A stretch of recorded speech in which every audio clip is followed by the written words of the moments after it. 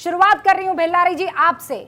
हम तमाम महिलाएं इस वक्त यहां पर मौजूद हैं और आप इकलौते मर्द इस वक्त यहां पर हैं। शुरुआत आपसे इसलिए करना चाहती हूं कि अक्सर आप नीतीश बाबू का पक्ष लेते हैं। ये मैं मंशा पर सवाल नहीं उठा रही हूं, उस पर तमाम बहस हो सकती है। जो शब्दों और शब्दावली का इस्तेमाल था उससे कोई इत्तेफाक रख सकता है क्या? वो फुअड़ थे और कुछ नहीं। बिल्कुल यकीनन फुअड़ थे, लेकिन अगर विपक्ष ये बात कर रहा है, लीडर ऑफ भाजपा के प्रांतीय अध्यक्ष सम्राट चौधरी ये कह रहे हैं कि इन मानसिक बीमार हैं, चेक कराना चाहिए, इसके बाद बिहार की गति देनी चाहिए, तब तो मामला ही ये अब एकदम डाइवर्सन हो गया। अब इसका मतलब है कि वो जानबूझ करके नीतीश कुमार ने कुछ नहीं किया है, उनकी मानसिक स्थिति ठीक नहीं है। अगर जब मानसिक स्थिति ठीक नहीं है, जानबूझ करके नहीं कहा है, जानबूझ कर किसी का अपमान नहीं किया है, तो इसका मतलब क्या है?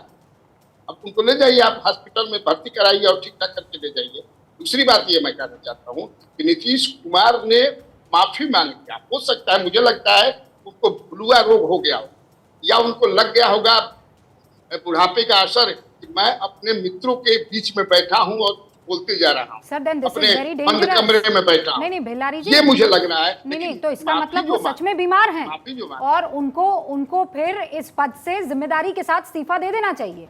अगर शख्स को ये लग रहा है कि बिहार जो है क्लब है और मैं क्लब में दोस्तों के साथ यारों के साथ बैठा हुआ और मैं जो चाहे गप हाँक सकता हूं, तो फिर वो मुख्यमंत्री रहने की स्थिति में नहीं है सर। मान लीजिए then he has to resign. ये अपोजिशन के लीडर जो है सम्राट चौधरी ही कह रहे हैं। ये पहली मैं सम्राट चौधरी जो कह रहे हैं, मैं मान लेती हूं कि वो राजनीति कर रहे हैं, लेकिन आप जो एक्सक्यूज दे रहे हैं मैं उस पर आपसे सवाल कर रही हूं। शाजिया इल्मी यहाँ पर मौजूद है। शाजिया इल्मी, ये तो गजब का एक्सक्यूज हो गया। भेल्लारी जी बोल रहे हैं नहीं, उनको गलतफहमी होगी ना, थोड़ा बुढ़ापे का असर है, बूढ़े हो गए हैं, तो उनको लगा होगा यारों दोस्तों में बैठा हूं। ये तो और भी खतरनाक है।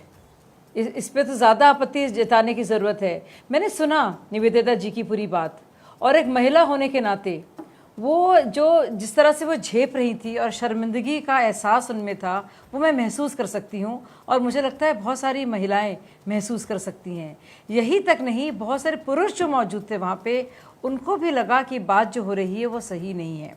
और सिर्फ उन्होंने भाषा शैली का इस्तेमाल इस तरह से नहीं किया और सिर्फ शब्दों का चयन इस तरह से नहीं किया जिससे इतनी शर्मिंदगी होती, लेकिन उन्होंने उसके साथ साथ इशारे भी इस्तेमाल किए और वो काफ़ी तफसील से विवरण में गए और वो शायद बात करना चाह रहे होंगे सेक्स एजुकेशन की, एक कोई बड़ा पॉइंट वो बताना चाह रहे होंगे, लेकिन जिस तरह से गलीज़ और घिनौनी और बेहुदा ज़बान का इस्तेमाल हुआ है, और ऐसा मुझे लगता नहीं हमारे इतिहास में कभी ऐसा कोई प्रकरण आया हो जब इतनी इंतहा किसी ने पार की होगी और बगैर कोई भी सेल्फ अवेयरनेस के जो बातें पता चल रहा है, जो अपने आप में मुझे लगता है वो ज़्यादा खतरनाक है।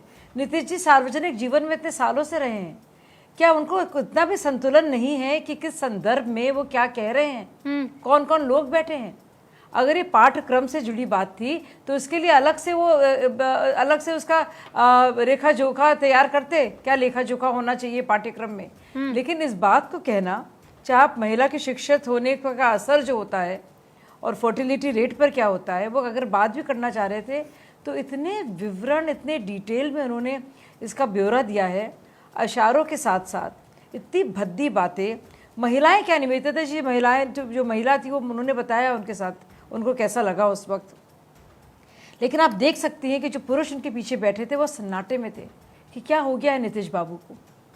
और मतलब एक तरह से बहुत से लोग मानते हैं बहुत शालीन थे, लेकिन अब जो कवर अप हो रहा है कि शायद भूल गए होंगे, शायद उनको च्यवनप्राश खाना चाहिए या फिर अश्वगंधा वो ज़्यादा लें तो शायद ऐसी बात, लेकिन उन्होंने ऐसी बात की क्यों? क्या उनको ये अवेयरनेस नहीं है कि वो कहाँ पे बोल रहे हैं और क्यों बोल रहे हैं और इसका क्या असर पड़ रहा है यही बात लोगों पर जो बैठे नहीं है, जो लोग सुनेंगे, जो पूरा माहौल होता है कि राज्य का। मैं यूपी की रहने वाली हूँ और हमारी बहन अभी बोल रही थी बिहार से, किस तरह की बातें सुनने को मिलती है महिलाओं को। ये हमारी प्लेस ऑफ वर्क है और बहुत सारी बच्चियां जाती हैं स्कूल, क्या क्या सुनने को मिलता है सुबह शाम उनको ये लगता है ना कि हमने कह दिया, माफी मांग ली, हो गया, कल 2 दिन बाद भूल जाएंगे। लेकिन चारुवल्ली खन्ना, आप तो एनसीडब्ल्यू की सदस्य हैं, मैं जब उनको सुन रही थी, इट वाज जस्ट नॉट फुअड़, मतलब वो सिर्फ महज ये नहीं था कि सुनना अच्छा नहीं लग रहा है, उसमें वो बहुत चालाकी से जिम्मेदारी औरत पर डाल रहे थे कि भाई मर्द है, मर्द कैन डू एनीथिंग, ये तो औरत की जिम्मेदारी है, उसको सारी जिम्मेदारी लेनी होगी, उसको खुद को बचना होगा, बचाना होगा, this man can do whatever he wants to. मैं आपसे बिल्कुल सहमत हूँ। पूरी जिम्मेदारी समाज ने हर चीज की महिलाओं पे डाली है। जो ये बात कर रहे थे, ये संदर्भ था जनसंख्या का, और ये आंकड़े सारे देश के ही नहीं सारे विश्व में दिखाती हैं कि महिलाएं जहाँ साक्षर होती हैं तो जनसंख्या कम होती है। उस पे एक गंभीरता से बातचीत कर रहे थे, लेकिन उन्होंने जिस तरह से कुछ अजीब से इशारे दिए, वो सारी जो गंभीरता थी, वो टॉपिक की, वो जो डिस्कशन की, वो खत्म हो गई। और जहां आपने ये बात की कि महिलाओं पे, मुझे तो लगता है कि हमें अभी निवेदिता जी ने कहा शर्म होना चाहिए, दरवाजे के बंद बातें, मेरे को बिल्कुल, मैं इसमें सहमत नहीं हूँ। मैं भी नहीं। बात खुल के होनी चाहिए। पहले शौच की, स्वच्छता की, महिलाओं के महीने पीरियड्स की बात छुप के होती थी। एड्स में आप देखते थे नीला नीला दिखाते थे सैनिटरी टॉवल्स में, अब प्रॉपर लाल खून दिखा रहे हैं कि वो कितना उसमें कंट्रोल हो सकता है। लेकिन इस तरह से कहना कि ये महिलाओं का ही सारा भार है नियंत्रण का, ये गलत है, क्योंकि हमने देखा गया है कि समाज सारा भार महिलाओं को सेफ रखने का, सुरक्षित रखने का महिलाओं पे ही डालती है। कहती है कि रेप नहीं हो तो आप सेल्फ डिफेंस करिए, पुलिस कुछ नहीं करेगा।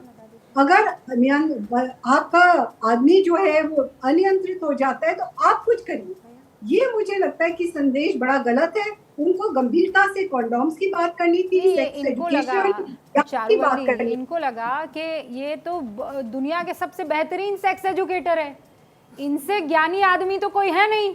भाई बिहार के मुख्यमंत्री हैं तो इनको लगा छूट है, मैं तो सेक्स एजुकेशन जो है वो बड़े शानदार तरीके से दे सकता हूँ। डॉक्टर तानिया हमारे साथ बनी हुई हैं, जो लेखक भी हैं और सेक्स एजुकेशन को लेकर बहुत लोगों को जागरूक करती हैं। डॉक्टर तानिया, आज की तारीख में सवाल ये है कि ये सेक्स एजुकेशन की बात नहीं कर रहे थे महिलाओं के लिए। मुझे लगता है सबसे पहला इंसान जिसको सेक्स एजुकेशन की जरूरत है वो नीतीश बाबू है आज की तारीख में।